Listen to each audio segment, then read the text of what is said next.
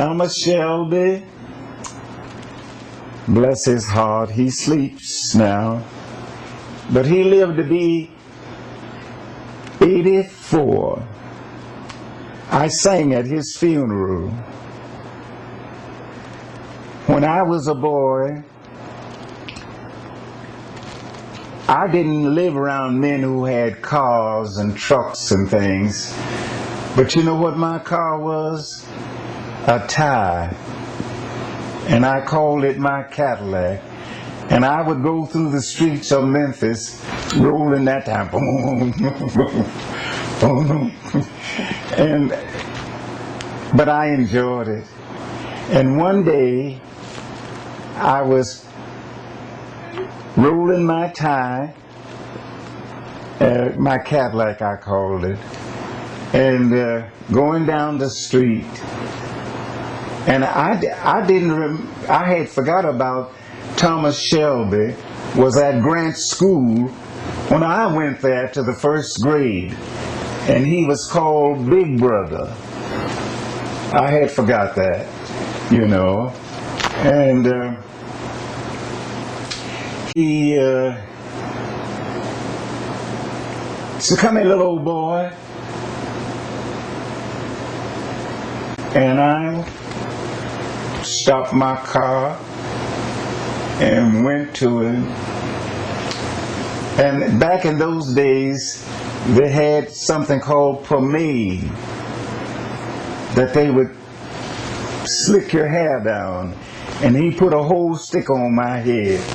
My naughty hair was straightened out, and my hair was slick and black, and a fly would break his neck on my head. But that's how we met. He couldn't comb my head, so he slicked it.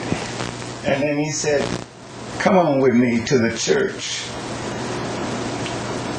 And I went up there, and he started teaching me the hymns of the church, gospel music, and some classics. He started me in all this. He made me bite a hook that I could never turn loose. One of the great classics he taught me was "Where'er You Walk" by Handel. Trees where you sit shall crowd into a shade. Trees where you sit shall crowd into a shade. Beautiful. He taught me how to stand still and sing. Keep my chest up.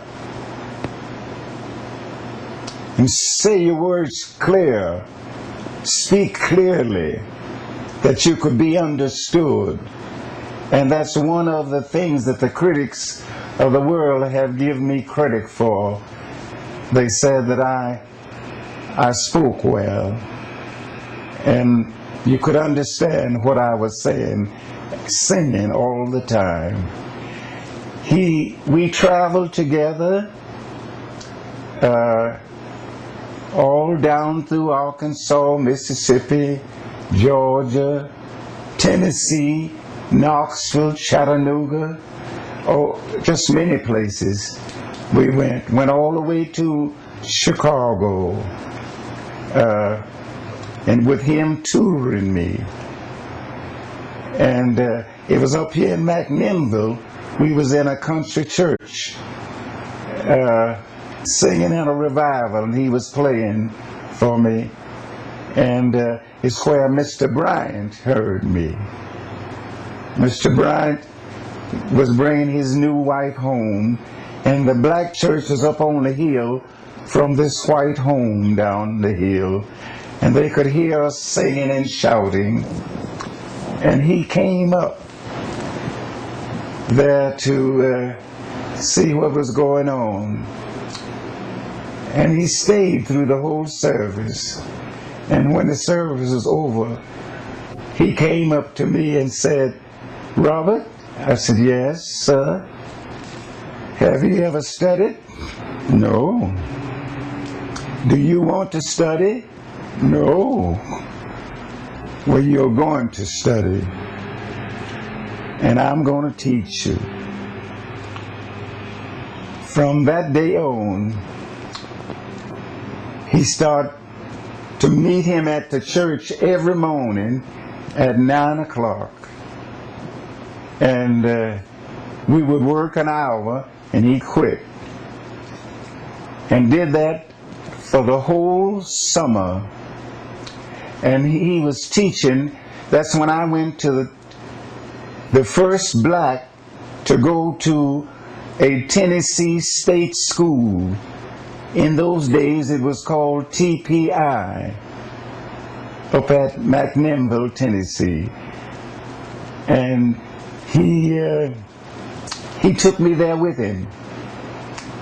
And I made friends.